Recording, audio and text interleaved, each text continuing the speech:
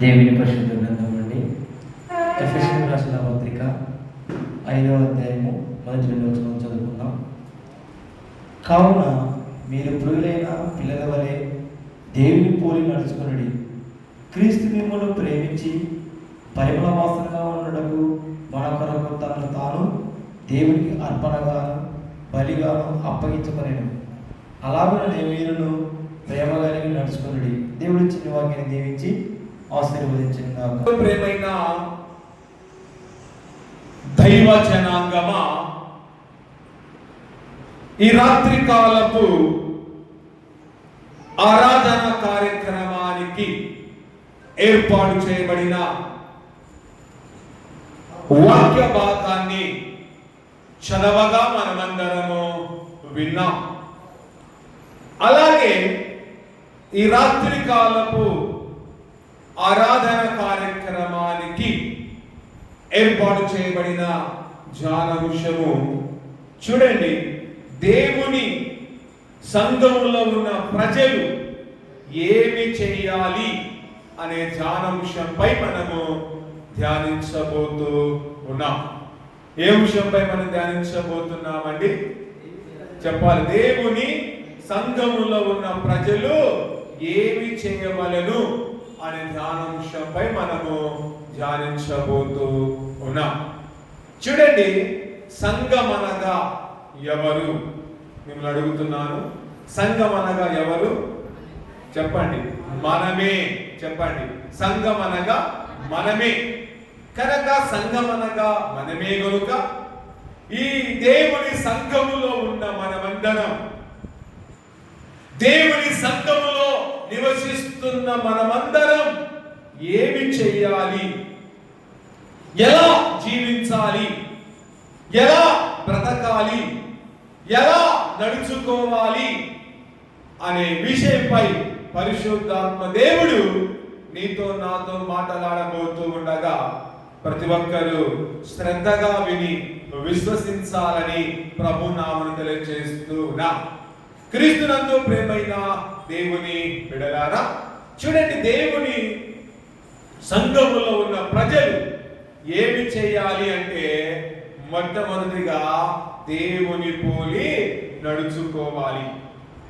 దేవుని సంఘములో ఉన్న ప్రతి ఒక్కరు, దేవుని సంఘములో ఉన్న ప్రతివారు, దేవుని సంఘములో నివసిస్తూ ఉన్నవారు, దేవుని సంఘములో బ్రతుకుతూ ఉన్న వారందరూ ఏం చేయాలంటమ్మా? దేవుని పోలి నడుచుకోవాలి. ఎవరి పోలి నడుచుకోవాలి? దేవుని పోలి మనము నడుచుకుని వారముగా ఉండాలి. ఒకవేళ ఇంతవరకు నీవు నేను దేవుని పోలి నడవలేక, ఈ లోకములో ఉన్న విధానాన్ని పోలి, ఈ లోకములో ఉన్న సమస్తమును పోలి, ఈ లోకములో ఉన్న మనుషులను పోలి, ఈ లోకములో ఉన్న నీకు ఇష్టమైన వారిని పోలి నడుపుతూ ఉంటే, అలాంటి జీవితానికి ఈ యొక్క దినాన ఫుల్ స్టాప్ చెప్పి, అలాంటి జీవితాన్ని వదిలిపెట్టి, ఈ సమయంలో నుంచి, ఈ వేళలో నుంచి, ఈ దినములో నుంచి నీవు నేను ఖచ్చితముగా నిశ్చయముగా మనమందరము దేవుని పోలి నడుచుకుని వారముగా ఉండాలి. అందుకే చదవబడిన వాక్య భాగంలో చూస్తే, అక్కడ అపోస్తుడైన పౌలు ఎఫెసీ సంఘములో ఉన్న వారికి చెబుతున్న మాట చూస్తున్నాం. ఎఫెసీ సంఘములో ఉన్న ప్రజలకు, ఎఫెసీ సంఘముల విశ్వాసులకు, ఎఫెసీ సంఘముల క్రైస్తవులకు, ఎఫెసీ సంఘములో ఉన్న దేవుని బిడ్డలకు అతడు తెలియజేస్తున్నాడు. ఏమని తెలియజేస్తున్నాడు చూడండి, చదవండి. కావున మీరు ప్రియులైన పిల్లల వలె, ఏమంటున్నాడు? మీరు ప్రియులైన పిల్లల వలె అంటే మీరు దేవుని పిల్లల వలె ఏమంటున్నాడు? దేవుని పోలి నడుచుకొనుడి. ఓ నా ప్రియ సంగమా, ఓ నా ప్రియ బిడ్డలారా, మీరు ప్రియులైన పిల్లల వలె దేవుని పోలి నడుచు నడుచుకొనుడి అని ఎఫెసీ సంఘంలో వారికి అపోస్తుడైన పౌలు తెలియజేస్తున్నాడు. ఈ సమయంలో, ఈ రాత్రి కాల వేళలో, ఈ పరిశుద్ధనాన దేవుడు మనకు తెలియజేస్తున్నాడు, నా బిడ్డలారా నన్ను పోలి నడవండి అని మనం తెలియజేస్తూ ఉండగా ఆయన పోలి మాత్రమే మనము నడుచుకునే వారముగా ఉందాం. కనుక చాలా మంది అనుకోవచ్చు, దేవుని పోలి నడుచుకుంటే నాకేమిటి, దేవుని పోలి నడుచుకుంటే నాకేమి ప్రయోజనం, దేవుణ్ణి అనుసరిస్తే నాకేమి, దేవుడు నాకేం చేశాడు, ఆయన నా జీవితంలో ఏం మేలు చేశాడని ఆయన పోలి నడవాలి, ఆయన్ని కలిగి జీవించాలి, ఆయన ఎందుకు సేవించాలి అనుకునే వారు సమాజంలో చాలా మంది ఉన్నారు. అలాంటి వారికి ఈ సమయంలో సరైన సమాధానం దేవుని వాక్యం ద్వారా దేవుడు సమయంలో తెలపబోతూ ఉన్నాడు గనక మనమందరము శ్రద్ధగా విందాం. చూడండి, ఎందుకు దేవుని పోలి నడుచుకోవాలి అంటే, చూడండి మన తండ్రి గనుక మనము దేవుని పోలి నడుచుకోవాలి. ఎవరు మన తండ్రి? మన దేవుడే మన తండ్రి. చెప్పాలి, మన దేవుడే మన తండ్రి. అందుకే ఆయన పోలి మనము నడుచుకోవాలి. ఉదాహరణకు ఈ లోకములో మనకు తండ్రి అనే వ్యక్తి ప్రతి ఒక్కరికి ఉన్నారు. శరీరానుసారంగా మనం ఆలోచిస్తే ప్రతి ఒక్కరికి, అది స్త్రీకైనా పురుషుడికైనా, ఒక తండ్రి ఒక తల్లి అనేది ఉంటూ ఉంది. అలాగే మనకు శరీరానుసారంగా ఒక తండ్రి అనేవాడు ఉంటాడు. మన తండ్రి మంచివాడుగా జీవిస్తూ ఉంటే, మన తండ్రి సొసైటీలో మంచి పేరు కలిగి జీవిస్తూ ఉంటే, మన తండ్రి మంచి గుణలక్షణాలు కలిగి జీవిస్తూ ఉంటే, కుమారులైన వారు కుమార్తెలైన వారు తండ్రిని పోలి నడుస్తారా?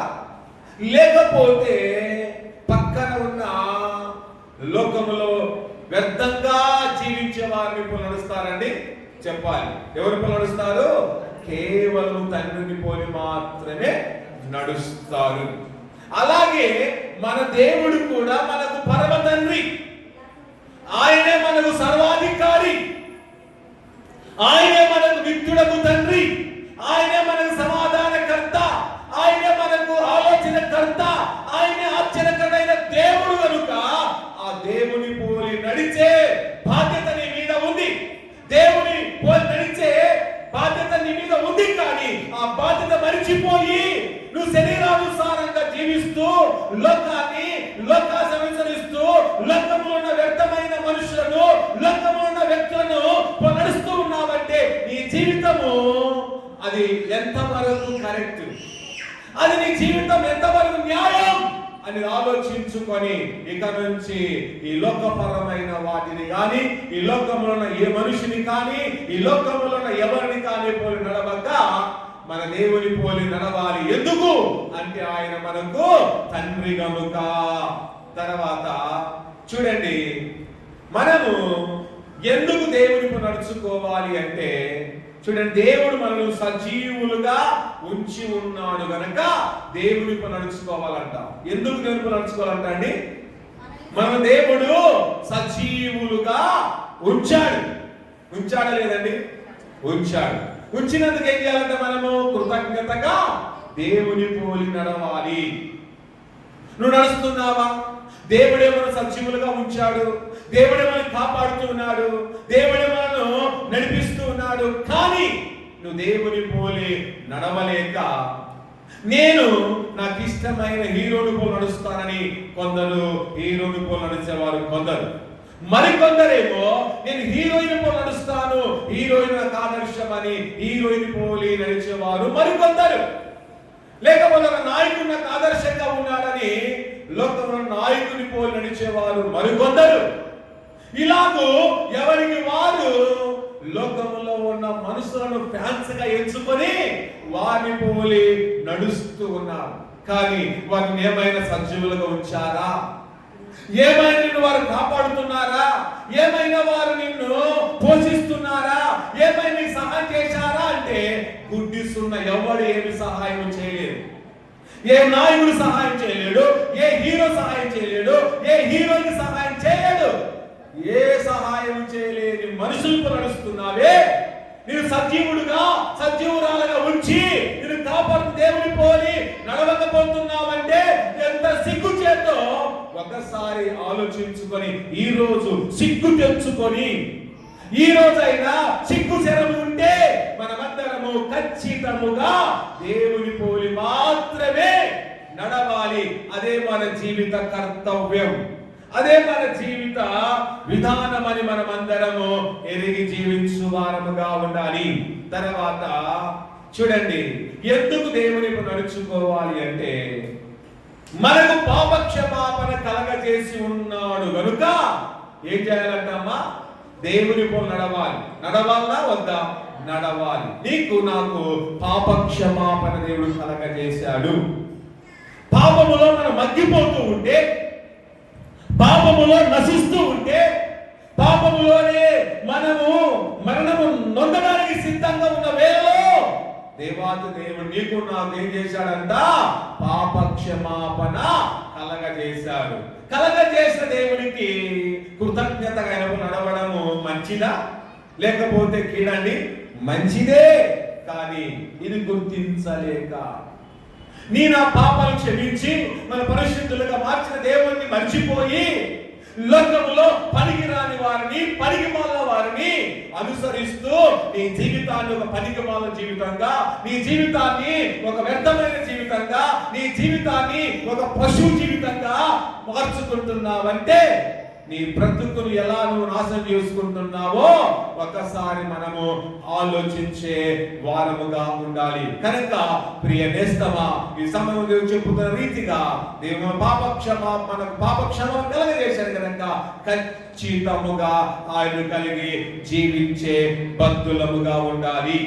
తర్వాత చూస్తే ఎందుకు మనము దేవుని పోలి మనం నడుచుకోవాలి అంటే దేవుడు మనను ప్రేమిస్తూ ఉన్నాడు గనక దేవుడు నడవాలంట. ఎందుకు పోలి నడవాలంట? మా దేవుడిని దేవుడు ఏం చేస్తున్నాడు? మనను ప్రేమిస్తూ ఉన్నాడు. ఎంతవరకు ప్రేమిస్తున్నాడు చెప్పాలి. ఎంతవరకు ప్రేమిస్తాడు దేవుడు మనను? తన మరణమునందునంతగా ప్రేమించాడు. శిలువ మరణమునందునంతగా ఆయన ప్రేమించాడు గనక ఆయన పోలి నడవడము నీకు నాకు ఎంతైనా అవసరత. ఈ లోకంలో ఎవరైనా ప్రేమించే వారు ఉన్నారా? డబ్బు ఉంటే ప్రేమిస్తారు, అందం ఉంటే ప్రేమిస్తారు, ధనం ఉంటే ప్రేమిస్తారు, ఆస్తిపాస్తులు ఉంటే ప్రేమిస్తారు. కానీ ఆస్తిపాస్తులు అందం నీ దగ్గర లేకపోతే ఎవడు నిన్ను ప్రేమించే నాదుడే లేడు. అందుకే అలాంటి వారిని పోలి నడవడము నీకు క్షేమము కాదు. అందుకే నేను దేవుని పోలి నడవాలి. ఎందుకు? నేను నన్ను కూడా ప్రేమిస్తున్నాడు. ఎంతగా ప్రేమిస్తున్నాడు అంటే చెప్పలేనంతగా అగాపే ప్రేమతో ప్రేమిస్తున్నాడు. ఈ లోకములో ఉన్న మనుషుల ప్రేమ కంటే దేవుని ప్రేమ ఎంతో గొప్పది. ఎంత గొప్పది అంటే ఆకాశానికి భూమికి ఎంత వ్యత్యాసం ఉందో అంతకంటే దేవుని ప్రేమ గొప్పది. ఆ ప్రేమను కలిగి మనము జీవిద్దాం. ఆయన ప్రేమతో బ్రతుకుతున్న మనము ఆయనే కలిగి జీవిద్దాం. ఆయన ప్రేమ మనను ఎంతగా నడిపిస్తూ ఉండగా ఆయన ప్రేమిస్తూ ఉన్నాడని లోకములో ఎరిగి లోకములో మనము అటు ఇటు తిరుగుబోతులుగా, త్రాగుబోతులుగా, అలాగే తిండిపోతులుగా, సోమరిపోతులుగా ఉండగా మనమందరము కూడా మన దేవుని యొక్క అడుగులు వేసి జీవిద్దాం. అడుగులు వేసి జీవిస్తే అదే నీ జీవితానికి విలువ, అదే నీ జీవితానికి ఘనత. కానీ మనం దేవుని అడుగు వేయలేకపోతున్నాం. కానీ మన అడుగు తప్పుడు అడుగు పడుతూ ఉంది. మన అడుగు ఏం చేస్తుందంటే దేవుడు లేక పాపంలోకి అడుగు వేస్తున్నాం, అపవాదులోకి అడుగు వేస్తున్నాం, లోకములోకి అడుగు వేసి నేను గొప్ప పరిశుద్ధుడను, నన్ను మించిన పరిశుద్ధుడు లేడు, నన్ను మించిన వాడు లేడని లోకములో సంఘములో నీకు నీవే దెబ్బ కొట్టుకొని జీవిస్తున్నావు. ఇలాంటి దెబ్బ జీవితాన్ని దేవుడు మెచ్చుకోడు. కానీ నీలో ఉన్న భక్తి జీవితాన్ని మెచ్చుకుంటాడు. కానీ నువ్వు నామకార్థంగా ప్రార్థించినంత మాత్రాన నీ ప్రార్థన వినడు. నువ్వు నామకార్థంగా పాడబడినంత మాత్రాన నీ పాటలు మెచ్చుకోడు. నువ్వు నామకార్థంగా దేవుని వాక్యాన్ని విడిచిపెడితే కూడా నేను మెచ్చుకోడు. కానీ ఏది చేసినా భక్తిపూర్వకంగా చేద్దాం, ఏది చేసినా నమ్మకంగా చేద్దాం, ఏది చేసినా దేవుని యొక్క సంఘక్షేమం కొరకు చేస్తే దేవాతి దేవుడు విడువక ఎడబాయక మనందరినీ ఎంతగానో ఆశీర్వదించే దేవుడు, నా దేవుడు నీ దేవుడు అని మనమందరము ఎరగాలి. తర్వాత ఎందుకు దేవుడు నడవాలి అంటే దేవుడు మనల్ని పరిశుద్ధులుగా మార్చి ఉన్నాడు. ఏం చేశాడంటే అమ్మా, పరిశుద్ధులుగా మార్చాడు. ఎక్కడో ఉన్న మనం, అపవిత్రులుగా ఉన్న మనం, ఎక్కడో పెంట కుప్పలు ఉన్న మనం, ఎక్కడో దిగజారి స్థితిలో ఉన్న మనం, ఎక్కడో ఊరి బయట బ్రతుకుతున్న మనం, ఎక్కడో వెలివేయబడిన జాతిలో ఉంటున్న మనం, దేవాతి దేవుడు ఏం చేశాడు తెలుసా? వాళ్ళందరినీ కూడా పరిశుద్ధులుగా మార్చాడు గనక అందుకే ఈ రోజు ఈ బట్ట కట్టుకుని తిరుగుతున్నాం. ఆయన పరిస్థితులు మార్చాడు కనుక ఈ రోజు కొంత అన్నం తింటున్నావు. ఈ రోజు దేవుని పరిస్థితులు మార్చాడు కనుక సొసైటీలో ఒక గర్వం, సొసైటీలో ఒక విలువ అనేది వచ్చింది. దేవుడు కనుక పరిస్థితులను మార్చకపోయింటే మన బ్రతుకు కుక్క కంటే హీనమైన బ్రతుకు. కానీ ఆ బ్రతుకులో నుండి దేవుడి స్థితులను తీసుకొచ్చాడంటే అందుని బట్టి ఆయన దేవుని నడవడము, ఆయనను కలిగి జీవించడము, ఆయనలో రూపాంతరం చెందడం నీకు నాకు ఎంతైనా అవసరత మనం ఎరిగి జీవించాలి. తర్వాత ఎందుకు మనము దేవుడిని నడుచుకోవాలి అంటే దేవుడు తన వారసులుగా మనల్ని చేర్చుకున్నాడు. మన ఎవరు వారసులం అంట? దేవుని వారసులం. నువ్వు లోక వారసులు కాదు, దానికి నువ్వు ఎవరికి కూడా వారసులవు కాదు. కానీ మనం ఏం చేస్తామంటే దేవుని వారసులకు ఉండకుండా డబ్బుకు వారసులం అయిపోతున్నాం, సిరికి మనం వారసులం అయిపోతున్నాము. స్త్రీకి కూడా చాలా మంది లోబడి జీవిస్తున్నారు. కనుక నీవు నేను కూడా సిరికి దాసోహం కాకుండా, స్త్రీకి దాసోహం కాకుండా నువ్వు జీవించాలి. ఎవరైతే